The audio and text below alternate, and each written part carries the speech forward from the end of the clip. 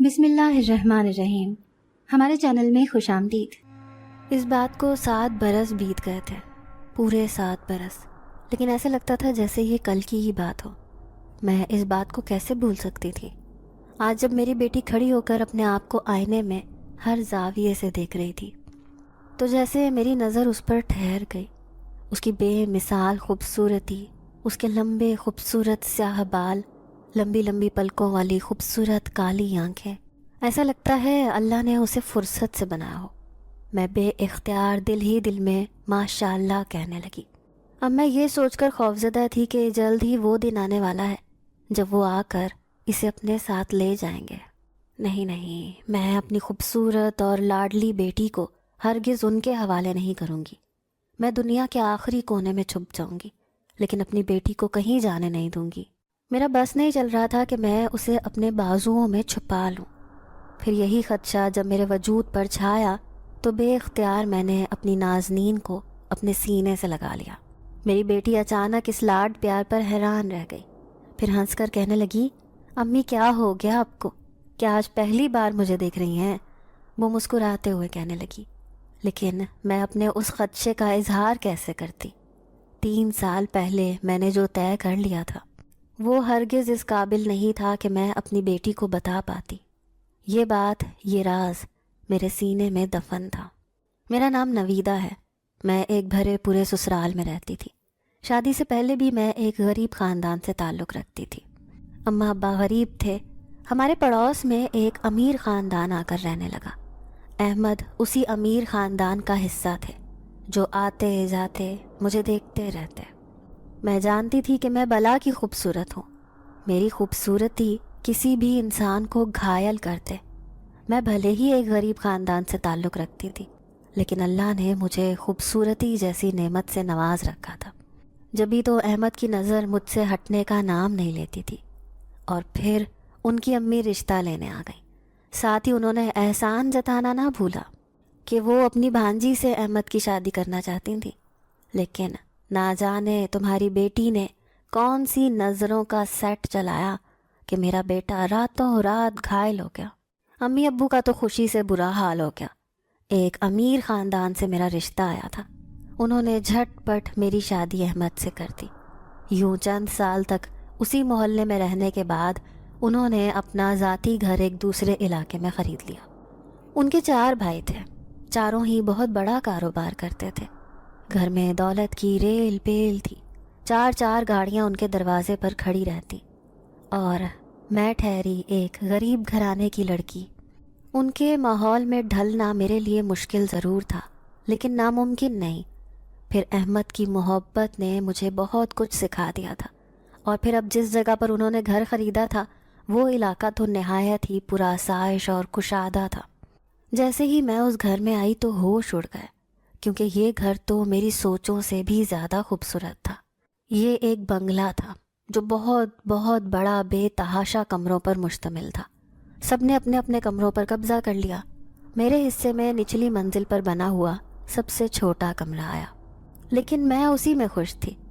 میری جیٹھانیاں بہت چالاک اور مکار لڑکیاں تھیں۔ وہ ساری امیر گھرانے سے تعلق رکھتی تھیں، اسی لیے وہ ہمیشہ مجھے نیچا دکھانے کی کوشش میں لگی رہتی۔ احمد کا کاروبار خوب پھل پھول رہا تھا۔ چاروں ہی بھائیوں کا مشترکہ کاروبار تھا۔ اب میں ماں بننے والی تھی۔ جلد ہی مجھے یہ خوشخبری مل گئی کہ میں جلد ایک بچے کو جنم دینے والی ہوں۔ احمد بھی بہت خوش تھے، لیکن شاید اتنی خوشیاں مجھے راس نہیں آئیں جب ایک دن گھر میں آتے ہوئے احمد کی کار کا ایکسیڈنٹ ہوا اور وہ اس دنیا سے چلے گئے۔ میری تو پوری دنیا ہی تباہ و برباد ہو گئی۔ پھر احمد کے مرنے میں فقط 3 دن بعد میں نے اپنی بیٹی کو جنم دیا۔ میں اپنی بیٹی کو دیکھ دیکھ کر روتی تھی، جو باپ کی صورت دیکھے بنا ہی اس دنیا سے آ گئی تھی۔ اب ہمیشہ کے لیے وہ اپنے باپ کی شفقت اور محبت سے محروم ہو گئی تھی۔ پھر اپنے بیٹے کی نشانی دیکھ کر میری ساس کہنے لگی کہ آج سے تم اسی گھر میں رہو گی، تمہیں کہیں جانے کی ضرورت نہیں۔ ان کے اس فیصلے سے کافی حد تک مجھے خوشی ہوئی کہ انہیں میرا احساس ہے۔ میری بیٹی آخر ان کے ایک بیٹے کی آخری نشانی تھی۔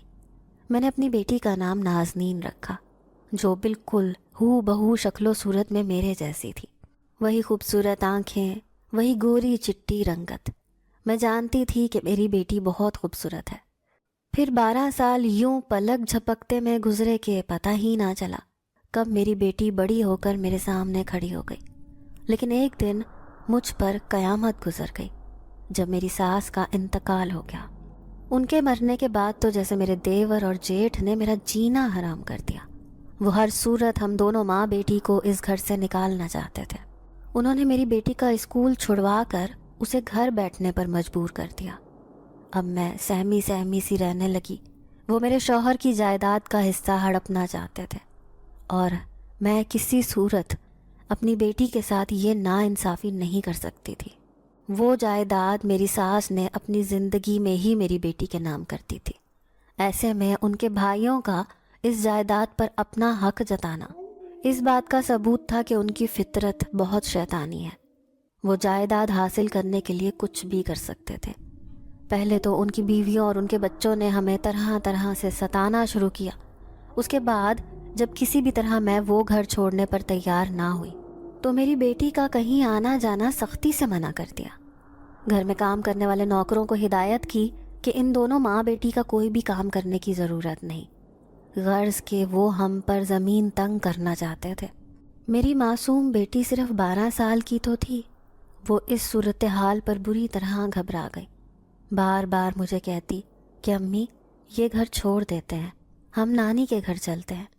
لیکن میں جانتی تھی کہ اگر ایک بار یہ گھر چھوڑ دیا تو ہمیشہ کے لیے اس جائیداد سے بھی ہاتھ دھونا پڑے گا جس پر صرف اور صرف میری بیٹی کا حق تھا۔ اب وہ دونوں ہم ماں بیٹی سے نوکروں سے بھی بدتر سلوک کر رہے تھے۔ پھر اس طوفانی رات جب سرد ترین موسم تھا، کالا اندھیرا چھایا ہوا تھا، میرا دیور اور جیٹھ اندر آیا اور انہوں نے مجھے بازو سے پکڑ کر باہر کی طرف دھکیل دیا۔ پھر ان کی بیویاں کہنے لگیں، ارے نکال دو اس عورت کو، دنیا والوں سے کہہ دیں گے کہ خود ہی جوان بیٹی کے ساتھ کہیں بھاگ گئی۔ اچھا ہے اسے رات کے اندھیرے میں نکالیں گے تو زندہ سلامت بھی باقی نہیں رہے گی، ہم بھلا کیوں ان دونوں کے گندے خون سے اپنے ہاتھ رنگیں۔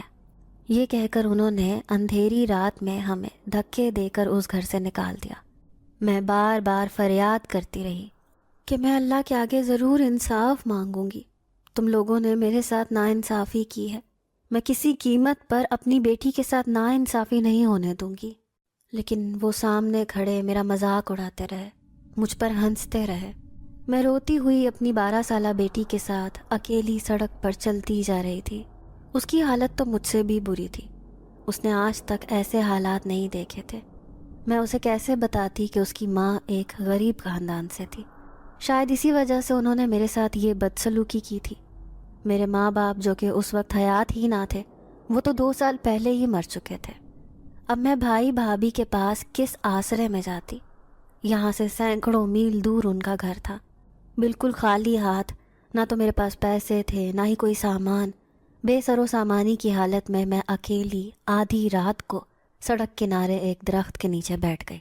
زیادہ خوف مجھے اپنی بیٹی کی وجہ سے ہو رہا تھا۔ پھر بیٹی کو تسلی دیتے ہوئے کہنے لگی، پریشان مت ہو، کوئی نہ کوئی اس کا حل نکل آئے گا، بس تم میری گود میں سر رکھ کر لیٹ جاؤ۔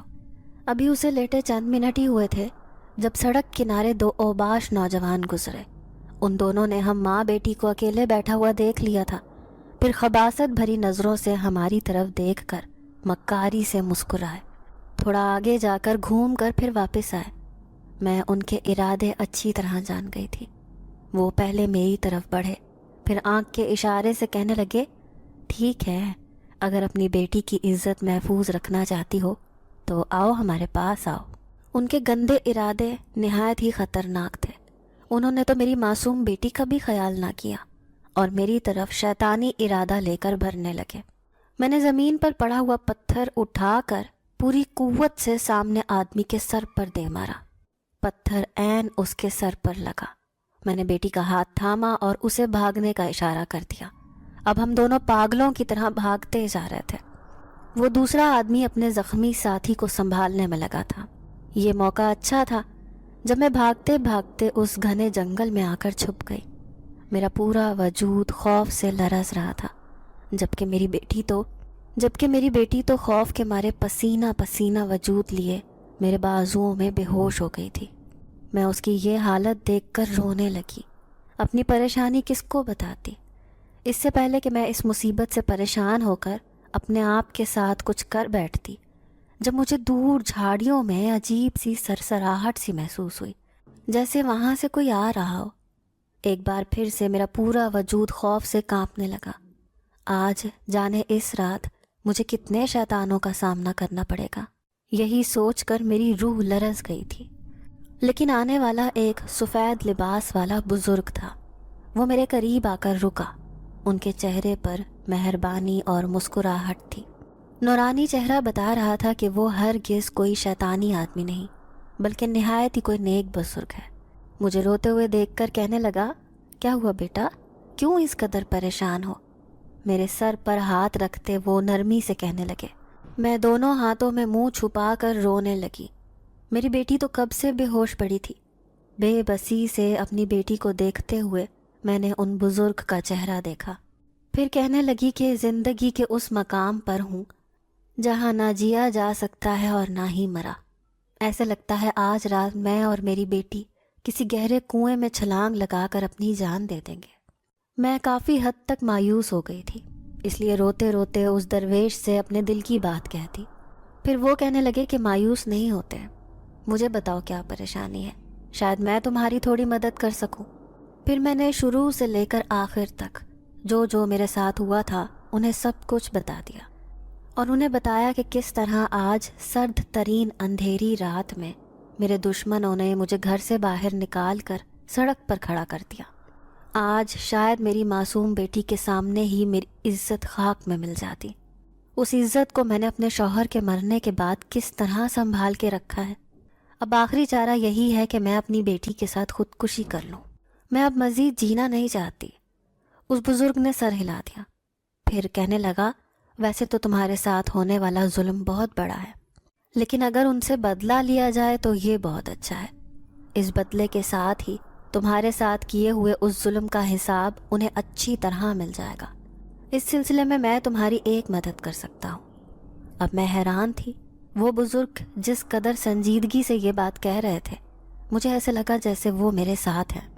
میں خوش ہو کر کہنے لگی، بابا جی کیا ایسا ممکن ہے؟ میں ہر حال میں اپنی بیٹی کا مستقبل برباد نہیں کرنا چاہتی۔ میں جانتی ہوں کہ وہ جائیداد جس کی خاطر میرے شوہر کے بھائیوں نے مجھے گھر سے نکالا ہے، وہ میری بیٹی کے مستقبل کے لیے کتنی ضروری ہے۔ اس کی پوری زندگی کا سوال ہے، ورنہ ہم دونوں ماں بیٹی کو کسی یتیم خانے میں پلنا پڑے گا۔ پھر وہ درویش بابا کہنے لگے کہ ٹھیک ہے، تم دونوں آؤ میرے ساتھ، میں تمہیں ایک جگہ لے کر چلتا ہوں۔ وہ اتنے مہربان ہیں کہ تمہارا کام پلک جھپکتے میں کر دیں گے، بدلے میں وہ تم سے کچھ خواہش کا اظہار کریں گے۔ اگر تم نے ان کی خواہش پوری کر دی تو وہ ہر اس چیز کا بدلہ لیں گے جو جو تمہارے ساتھ ظلم ہوا ہے۔ ایسے لگ رہا تھا جیسے مجھے نئی زندگی مل گئی ہو۔ میں اپنے آپ کو بہت ہلکا محسوس کر رہی تھی۔ میں پریشانی سے اس بزرگ سے کہنے لگی، میری بیٹی کب سے بے ہوش ہے، اسے ہوش کیوں نہیں آ رہا؟ تبھی انہوں نے میری بیٹی کے سر پر ہاتھ رکھا اور کچھ پڑھ کر پھونکا۔ میری بیٹی نے پلک جھپکتے میں آنکھیں کھول دی۔ وہ مجھ سے چپک گئی۔ اسے بے انتہا خوف محسوس ہو رہا تھا، لیکن میں نے اسے تسلی دیتے ہوئے کہا کہ ہم دونوں بالکل محفوظ ہیں، ہم اس درویش بابا کے ساتھ ان کے گھر چلتے ہیں۔ اب میں ان کے پیچھے پیچھے ان کے گھر کی طرف جا رہی تھی۔ وہ مجھے اور میری بیٹی کو ایک نامعلوم مقام کی طرف لے کر جا رہے تھے۔ اس جنگل کے بیچوں بیچ اتنا خوبصورت گھر بنا ہوا تھا جو میری سوچ سے بھی زیادہ خوبصورت تھا۔ میں اسے دیکھے جا رہی تھی۔ یقین نہیں آ رہا تھا کہ اس گھر میں رہنے والا یہ بزرگ اتنے خوبصورت گھر کا مالک ہوگا۔ میں گھبراتے ہوئے کہنے لگی، بابا جی یہ آپ کا گھر ہے؟ وہ مسکرا کر سر ہلانے لگے، کہا کہ ہاں، اس میں میرے جیسے ہی اور لوگ رہتے ہیں، اندر آ جاؤ، تمہیں سب معلوم ہو جائے گا۔ پھر جیسے ہی میں اندر گئی، وہاں پر نوجوان مرد اور نوجوان عورتیں ادھر ادھر چل پھر رہی تھیں۔ کسی نے بھی مجھ پر توجہ نہ دی۔ میں اور میری بیٹی ایک کونے میں سمٹ کر کھڑے ہو گئے۔ تبھی تخت پر بیٹھا ایک نوجوان نظر آیا۔ اس نے سفید لباس پہن رکھا تھا، جو دکھنے میں بھی ایک خوبصورت نوجوان لگ رہا تھا۔ اس کے سر پر رکھا تاج بتا رہا تھا کہ وہ یہاں کا ایک امیر شخص ہے۔ اب میرے ہاتھوں سے ٹھنڈے پسینے آنے لگے۔ یہ بالکل ہی ایک الگ دنیا لگ رہی تھی۔ پھر وہ نوجوان اس بزرگ سے کہنے لگا کہ یہ آپ کس کو لے آئے ہیں بابا جی؟ ہماری دنیا میں بھلا ان کا کیا کام؟ پھر وہ درویش بابا کہنے لگے، ایک ضروری کام سے یہ عورت تمہارے پاس آئی ہے، بڑی پریشان حال، اپنوں کی شیطان فطرت کا شکار ہے، اپنا بدلہ لینے کے لیے کچھ بھی کرنے پر تیار ہے۔ میں جانتا ہوں کہ تمہاری ایک برسوں کی خواہش ہے، آج وہ پورا کرنے کا وقت آ گیا ہے۔ اگر چاہو تو اس عورت کے ذریعے اپنی وہ خواہش پوری کر سکتے ہو۔ میں نے دیکھا اس نوجوان کے چہرے پر مسکراہٹ آ گئی۔ وہ کہنے لگا، سچ میں کیا یہ عورت میری بات مان لے گی؟ اس درویش نے کہا کہ ہاں، آزما کر دیکھ لو، اگر یہ تمہاری بات ماننے کو تیار ہے تو تم بھی اس کا کام کر دینا۔ تمہارے پاس تو طاقتور لوگوں کی ایک فوج ہے، تم بآسانی اس کی مدد کر سکتے ہو۔ ان دونوں کے درمیان کیا گفتگو ہو رہی تھی مجھے بالکل بھی سمجھ نہیں آ رہی تھی۔ ہاں، لیکن میں اتنا ضرور جانتی تھی کہ وہ درویش بابا میرے ہی بارے میں بات کر رہے تھے۔ میری بیٹی جو انتہائی معصوم تھی، وہ آنکھیں پھاڑے ادھر ادھر دیکھ رہی تھی۔ پھر سرگوشی میں کہنے لگی، امی مجھے اس طرف سے بہت لذیذ کھانے کی خوشبو آ رہی ہے، مجھے بھوک لگی ہے، پلیز مجھے کھانا لے کر دیں۔ اس کی بات شاید تخت پر بیٹھے اس نوجوان نے سن لی۔ وہ کہنے لگا، جاؤ اپنی بیٹی کو کھانا کھلا دو، مجھے یقین ہے یہاں کا کھانا کھانے کے بعد اس کا دل چاہے گا کہ یہ دوبارہ یہاں پر آتی رہے۔ پھر میں اپنی بیٹی کو لے کر اس گھر کے باورچی خانے میں چلی گئی، جہاں پر 2 عورتیں کھانا بنا رہی تھیں۔ اس قدر لذیذ کھانا کہ میرے حواس گم ہو رہے تھے۔ پھر پیچھے کھڑی ایک عورت کہنے لگی، یہ سردار کے خاص مہمان ہیں، انہیں کھانا دے دو۔ اس کی ہدایت پر دونوں نے ہمارے سامنے کھانا رکھ دیا۔ میری بیٹی پاگلوں کی طرح سے اس کھانے کو کھا رہی تھی۔ اس کی بھوک نہایت شدت کی تھی۔ میں جانتی تھی کہ کتنے دنوں سے اس نے کچھ اچھا کھانا نہیں کھایا تھا۔ اس کے تایا چچا نے تو اس پر زمین ہی تنگ کر دی تھی، اتنا بھی خیال نہ کیا کہ یہ ان کے مرے ہوئے بھائی کی نشانی تھی۔ چلو میں تو ایک غیر عورت ٹھہری، لیکن یہ تو ان کا اپنا خون تھی۔ میں خوش تھی کہ میری بیٹی کا پیٹ بھر گیا ہے۔ پھر کھانا کھا کر جیسے ہی میں باہر آئی تو وہ نوجوان کہنے لگا، ٹھیک ہے، میں تمہاری مدد کرنے کو تیار ہوں، لیکن بدلے میں میری ایک شرط ہے۔ میں نے بلا سوچے سمجھے اس نوجوان سے کہہ دیا کہ مجھے ہر شرط منظور ہے، بس آپ کسی بھی طرح مجھے اور میری بیٹی کو وہ گھر واپس دلا دیں۔ میری بات سن کر نوجوان زور زور سے ہنسا، پھر کہنے لگا، بس چند دن بعد ہی وہ لوگ خود تمہارے پاس تمہیں ڈھونڈتے ہوئے آئیں گے، تم سے معافی مانگیں گے اور واپس اس گھر میں لے کر جائیں گے، لیکن میری شرط سننے کے بعد شاید تم اپنے وعدے سے مکر جاؤ۔ وہ مجھے بار بار یہی کہے جا رہا تھا، لیکن میں نے اس سے وعدہ کیا کہ میں ہر بات ماننے کو تیار ہوں، چاہے اس کے لیے مجھے کچھ بھی کرنا پڑے۔ پھر اس نوجوان نے زور زور سے آواز لگا کر اپنے اس بنگلے میں موجود سارے نوجوان مردوں کو اکٹھا کیا۔ وہ بزرگ بھی ایک طرف خاموشی سے کھڑے تھے۔ پھر وہ ان سب کے سامنے کہنے لگا، تم سب لوگ گواہ رہنا، آج میں اس عورت کی مدد کروں گا تو بدلے میں یہ عورت میری برسوں کی خواہش پوری کرنے والی ہے۔ میں خاموشی سے اس کی گفتگو سن رہی تھی۔ وہ کہنے لگا، میں تم پر آئی ساری مصیبتیں پریشانیاں دور کرنے والا ہوں، اور وہ بھی اس گھر میں موجود ان لوگوں کے ذریعے، لیکن تمہیں بھی مجھ سے وعدہ کرنا ہوگا کہ آج سے ٹھیک 7 سال بعد تمہیں اپنی یہ خوبصورت بیٹی میرے حوالے کرنا ہوگی۔ 7 سال بعد میں اسے لینے آ جاؤں گا۔ اگر تمہیں میری یہ شرط منظور ہے تو میں تمہاری مدد کرنے کو تیار ہوں۔ میں حیرت سے بت بن گئی، سوچ بھی نہیں سکتی تھی کہ وہ میرے اس قدر خطرناک شرط رکھے گا۔ میری بیٹی تو مجھے اپنی جان سے بھی زیادہ عزیز تھی، بھلا کس طرح سے میں اپنی اس بیٹی کو اس کے حوالے کر سکتی تھی؟ پھر وہ کہنے لگا کہ تمہیں اپنی بیٹی کی شادی مجھ سے کرنا ہوگی۔ میں 7 سال بعد جب یہ 20 سال کی ہو جائے گی اسے واپس لینے آ جاؤں گا۔ تبھی وہ بزرگ مجھے خاموش دیکھ کر میرے پاس آئے، کہنے لگے، تم فکر نہ کرو، یہ بہت نیک اور مہربان ہے، تمہاری بیٹی کا بہت خیال رکھے گا، اور اگر تمہیں اپنا سب کچھ واپس چاہیے، ان طاقتور لوگوں سے بدلہ لینا ہے تو اس کا ساتھ حاصل کر لو، تم 10 گنا زیادہ طاقتور ہو جاؤ گی، اور وہ لوگ بے بس، جس طرح سے تمہارا بدلہ بھی پورا ہو جائے گا اور اس کی خواہش تھی جو وہ بھی پوری ہو جائے گی، کیونکہ اس کی یہ خواہش برسوں سے ہے۔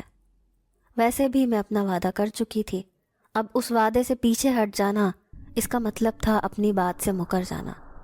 ویسے بھی میرے ساتھ اس بھری دنیا میں کوئی بھی نہ تھا۔ جب یہ اتنے سارے لوگ میرا ساتھ دینے کو تیار تھے تو مجھے بھی اس کی بات مان لینی چاہیے تھی۔ میری بیٹی ابھی 12 برس کی ہے، لیکن 7 سال میں نہ جانے کیا سے کیا ہو جائے، مجھے انہیں منع نہیں کرنا چاہیے۔ یہی سوچ کر میں نے کہہ دیا کہ ٹھیک ہے، مجھے منظور ہے، میں تمہیں اپنی بیٹی دینے کو تیار ہوں۔ 7 سال بعد تم اسے آ کر لے جانا، یہ تمہاری امانت ہے۔ سب لوگ خوشی سے تالیاں بجا رہے تھے۔ اس نوجوان کے چہرے پر مسکراہٹ تھی۔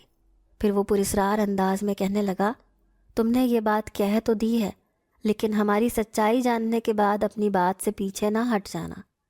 پھر اس نے اس بزرگ کو اشارہ کیا کہ اس عورت کو ہماری سچائی بتا دو۔ اس بزرگ نے میرا ہاتھ تھاما، کہنے لگا آج سے تم اور تمہاری بیٹی اسی گھر میں رہو گی، لیکن صرف تب تک جب تک تمہارے وہ رشتہ دار جنہوں نے تمہیں گھر سے نکالا ہے وہ تمہیں لینے نہیں آ جاتے۔ آؤ تمہیں میں کمرے تک لے جاتا ہوں۔ اب وہ مجھے ایک بہت خوبصورت کمرے میں لے آئے جہاں پر ریشمی پردے لٹکے ہوئے تھے، ضرورت کا ہر سامان موجود تھا، اور تو اور ریشمی لباس جس پر خوبصورت کڑھائی سے کام کیا ہوا تھا۔ ایسے لگتا تھا یہ سب ہمارے لیے ہی تیار کیا گیا ہے۔ پھر وہ درویش کہنے لگا، تم نے اس سردار کی بات مان کر اچھا فیصلہ کیا ہے، اس نے ہی یہ سارا انتظام کروایا ہے۔ اس کی حقیقت جان لینے کے بعد بھی تمہیں اس سے خوفزدہ ہونے کی ضرورت نہیں، کیونکہ وہ بہت طاقتور ہے۔ اب میں بڑی الجھن کا شکار ہو گئی، مجھے کوئی بھی بات سمجھ نہیں آ رہی تھی، جبکہ میری بیٹی یہاں آ کر بہت خوش تھی، اسے تو گویا نئی دنیا مل گئی۔ پھر وہ خوشی سے مجھے کہنے لگی کہ امی ہم یہاں رہیں گے، یہاں پر کتنا سکون ہے، یہ گھر تو میری سوچ سے بھی زیادہ خوبصورت اور بڑا ہے۔ مجھے اس کے پیچھے کوئی بڑا راز لگ رہا تھا۔ اتنی جلدی بھلا اتنے سارے کپڑوں کا موجود ہونا اور پورے کمرے کا تیار کر لینا، یہ ساری باتیں سمجھ سے بالاتر تھیں۔ اب میں اس بات کے انتظار میں تھی کہ وہ کب مجھے اس سچائی سے آگاہ کرتے ہیں۔ پھر اس رات جب میں اکیلی کمرے میں بیٹھی تھی، میری بیٹی تو کب سے سو چکی تھی، سردار نے مجھے اپنے پاس بلایا۔ پھر کہنے لگا، میں جانتا ہوں کہ ابھی تک تمہیں ہماری سچائی کا علم نہیں ہوا، اس لیے میں تمہیں کسی دھوکے میں نہیں رکھنا چاہتا۔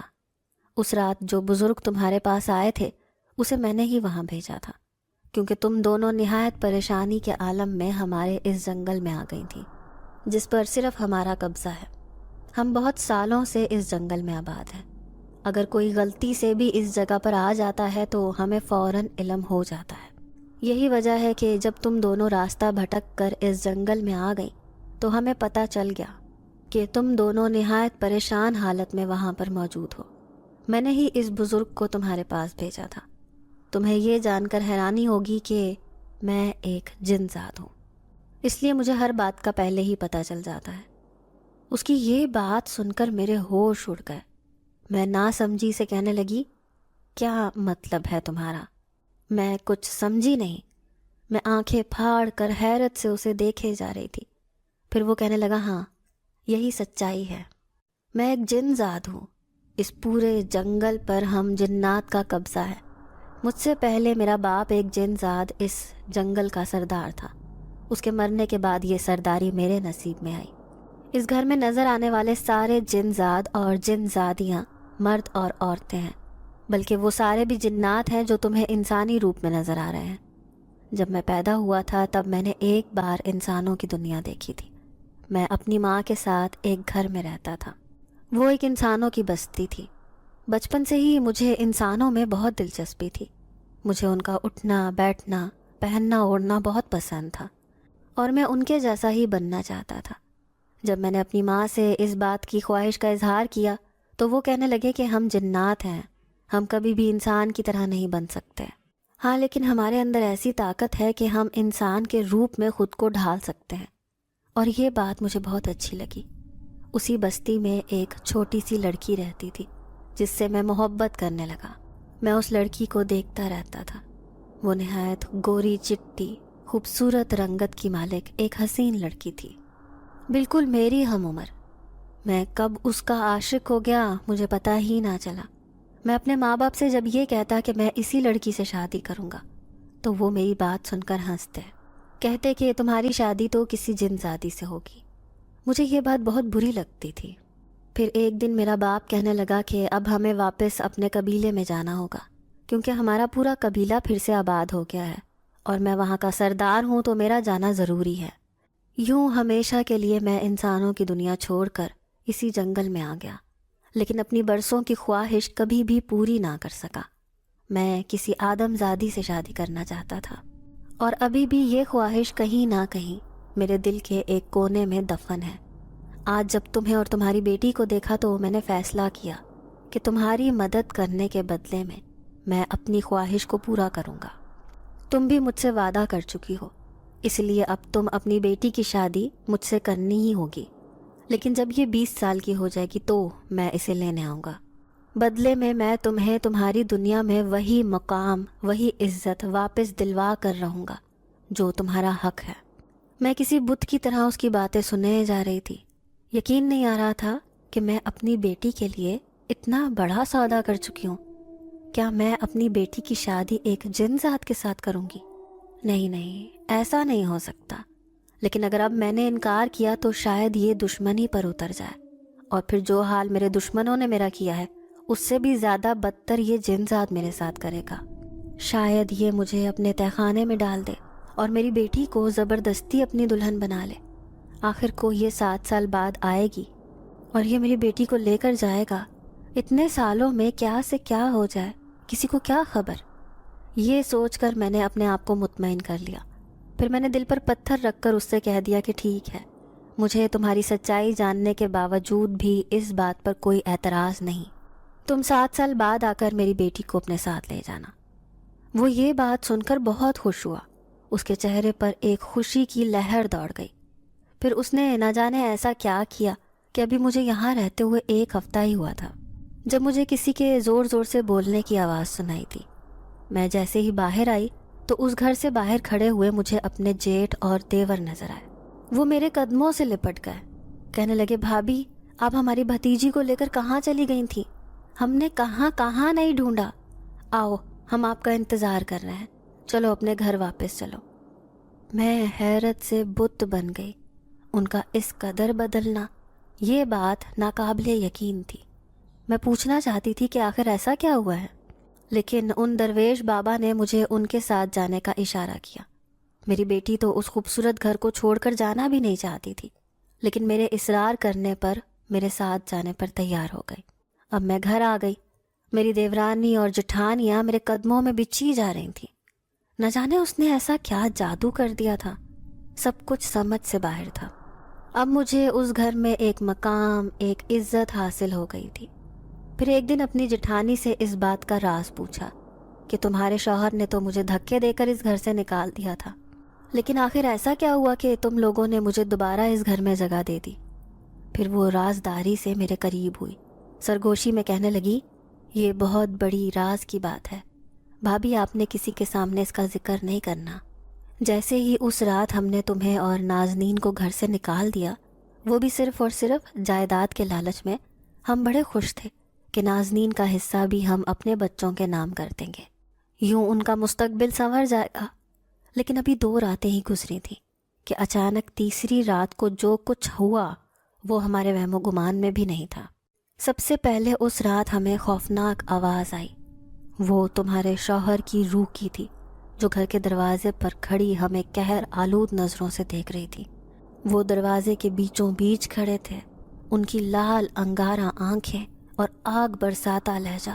وہ چلا چلا کر کہنے لگے کہ تم نے میری بیٹی اور بیوی کے ساتھ اچھا نہیں کیا، اب میں ہر رات تمہیں ڈرانے اور ستانے کے لیے اس گھر میں آؤں گا، اور اگر تم نے اس گھر میں انہیں واپس جگہ نہیں دی اور کسی نے بھی ان کے ساتھ کوئی بدسلوکی کی تو میں اس کا وہ حال کروں گا کہ نہ وہ زندوں میں رہیں گے اور نہ ہی مردوں میں۔ اس رات خوف کے مارے ہمارے گھر میں کوئی بھی نہیں سویا تھا۔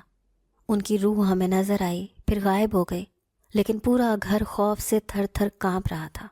بچے اور بڑے سبھی پریشان تھے۔ دوسرے دن تمہارا جیٹھ ایک نیک بزرگ کو بلا کر لے آیا۔ اسے سارے معاملے سے آگاہ کیا۔ وہ بزرگ کہنے لگے کہ تم نے اس بچی اور اس کی ماں کے ساتھ بہت ناانصافی کی ہے، اسی لیے اگر وہ لوگ اس مصیبت میں مر گئیں یا انہیں ان کا کوئی نقصان ہو گیا تو ساری زندگی کے لیے تم لوگوں کے لیے صرف ایک پچھتاوا رہ جائے گا۔ یہ سننا تھا کہ ہم سب کا پریشانی سے برا حال ہو گیا۔ ایسے لگ رہا تھا جیسے ہمیں کوئی بڑی سزا ملنے والی ہے۔ لیکن پھر دوسری رات بھی بھائی صاحب کی روح ہمیں ہر جگہ نظر آنے لگی۔ اس بات نے ہمیں اور خوفزدہ کر دیا۔ اب ہم پاگلوں کی طرح اب دونوں کو ڈھونڈتے پھر رہے تھے۔ پھر راستے میں ایک آدمی ملا جس نے بتایا کہ تم دونوں اس گھر میں رہ رہی ہو، کسی نے تم دونوں کو پناہ دے رکھی تھی۔ مجھے ساری بات سمجھ آ گئی تھی کہ کس طرح میرے شوہر کے روپ میں آ کر اسی جنات نے ان سب کو ڈرایا ہوگا۔ جبھی تو ان سب کا رویہ ہمارے ساتھ اس حد تک بدل گیا تھا۔ اب میں عیش سے اس گھر میں اپنی زندگی گزار رہی تھی۔ میری بیٹی کو بھی وہی مقام، وہی عزت دوبارہ مل گئی تھی، اور مجھے بھی۔ اب میرے جیٹھ اور دیور بھی میری خوب عزت کرنے لگے۔ گھر میں کوئی بھی فیصلہ یا کوئی بھی بڑا معاملہ ہو جاتا تو وہ سب میری رائے لیا کرتے تھے۔ ان جنات نے تو واقعی کمال کر دیا تھا۔ مجھے یقین نہیں آ رہا تھا کہ میری زندگی اس قدر بدل جائے گی۔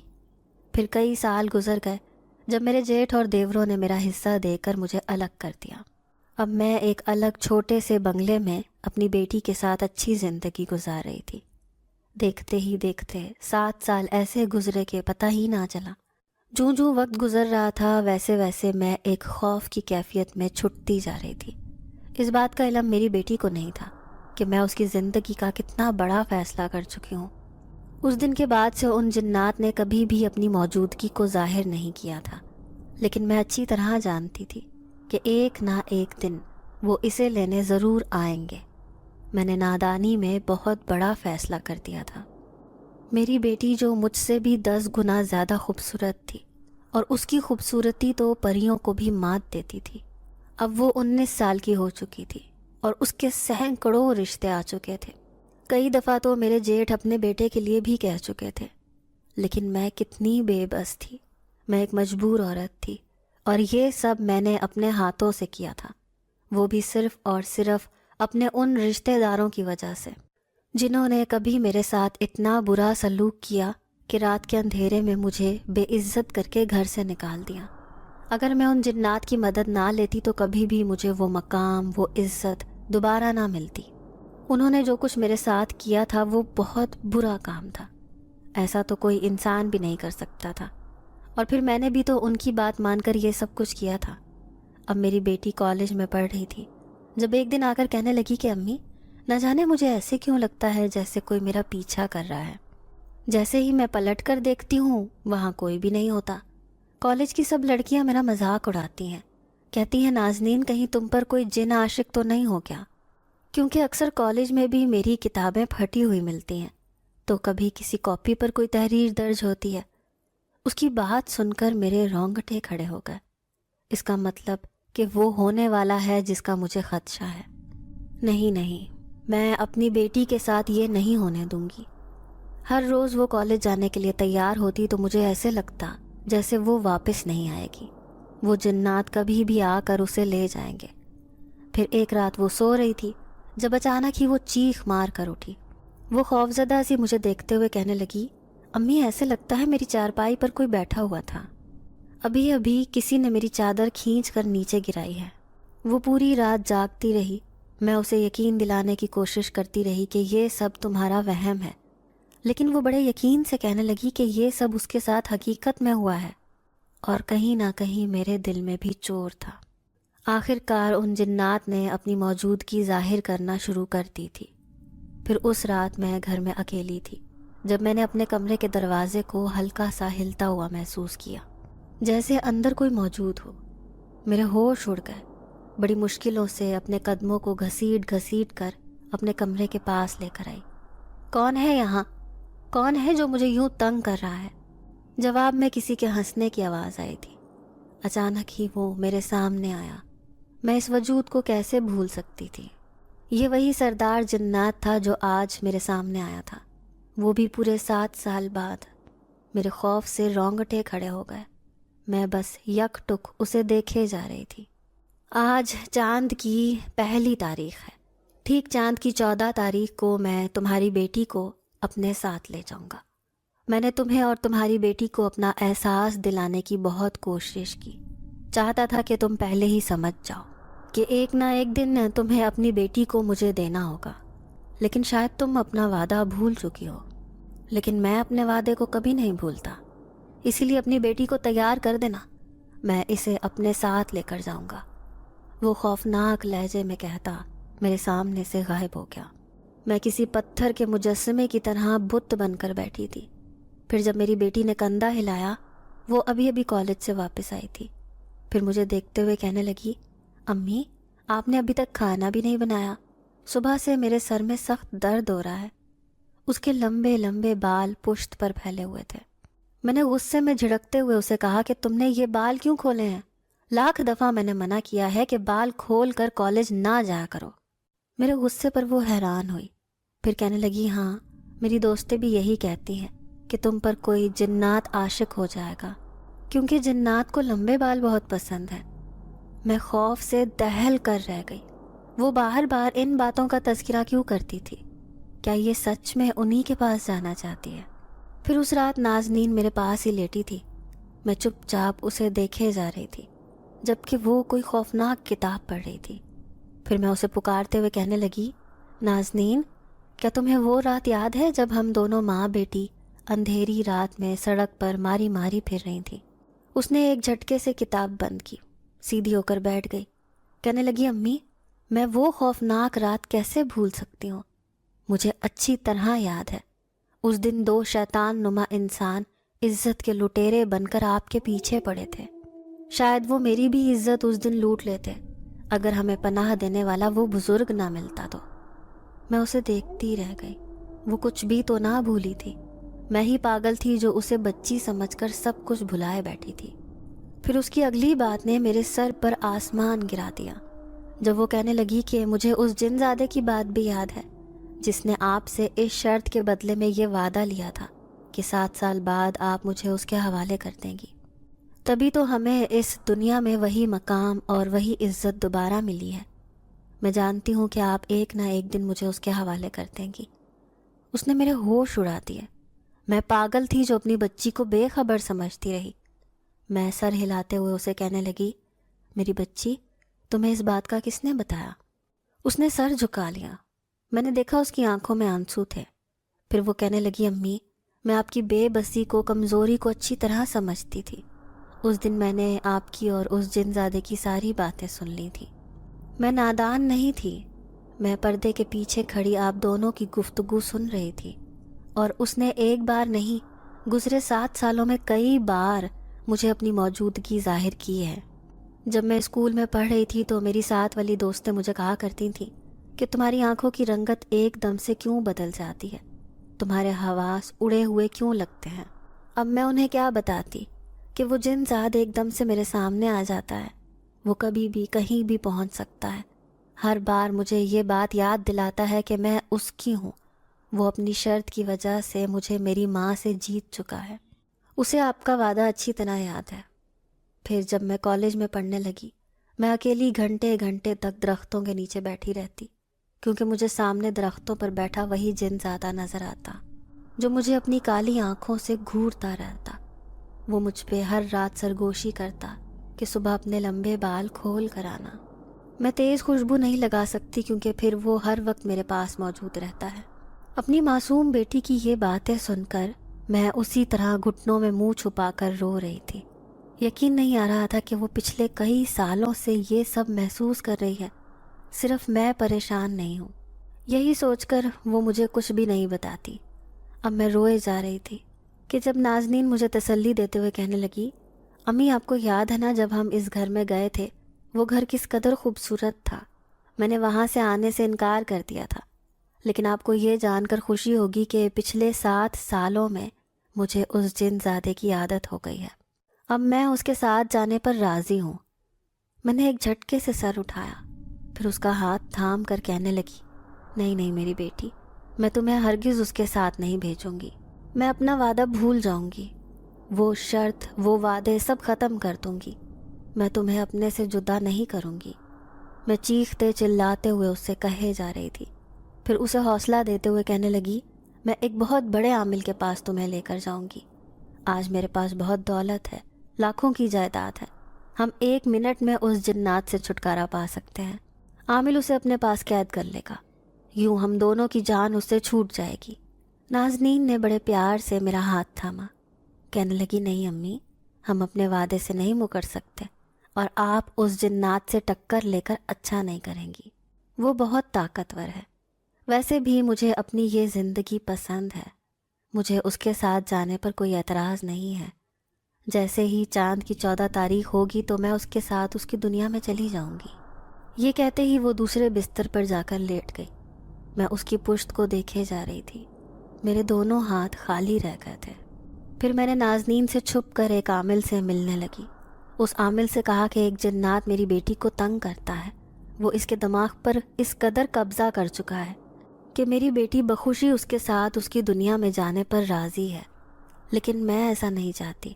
تم کچھ ایسا کرو کہ وہ اس کے ساتھ جانے سے انکار کر دے، یا اس جنات کو اپنی قید میں کر لو، اس طرح سے میری بیٹی کی جان اس سے چھوٹ جائے گی۔ عامل نے سارا حساب لگایا، پھر کہنے لگا، تمہاری بیٹی خود بھی اس جنزاد کے ساتھ خوش ہے، وہ ہر رات ملاقات کرنے اس کے ساتھ اس کے گھر جاتی ہے، اور اب وہ جلد ہی اس کے ساتھ چلی جائے گی۔ یقین نہیں آتا تو آج رات 12 بجے کے بعد تم خود اپنی آنکھوں سے دیکھ لینا۔ اب کچھ بھی کہنے کی گنجائش نہ رہی۔ میں بے بسی سے اٹھ کر گھر آ گئی، چوری چھپے اپنی بیٹی پر نظر رکھنے لگی۔ میں نے سونے کا ناٹک کیا۔ جیسے ہی رات کے 12 بجے اچانک ہی نازنین آئینے کے سامنے جا کر کھڑی ہو گئی۔ وہ اپنے لمبے لمبے بالوں کو سلجھا رہی تھی، نیلے رنگ کا لباس پہنے وہ کوئی خوبصورت پری لگ رہی تھی۔ پھر چپکے سے اس نے کمرے کا دروازہ کھولا، گھر سے باہر نکل گئی۔ اب میں اس کا پیچھا کرنے لگی۔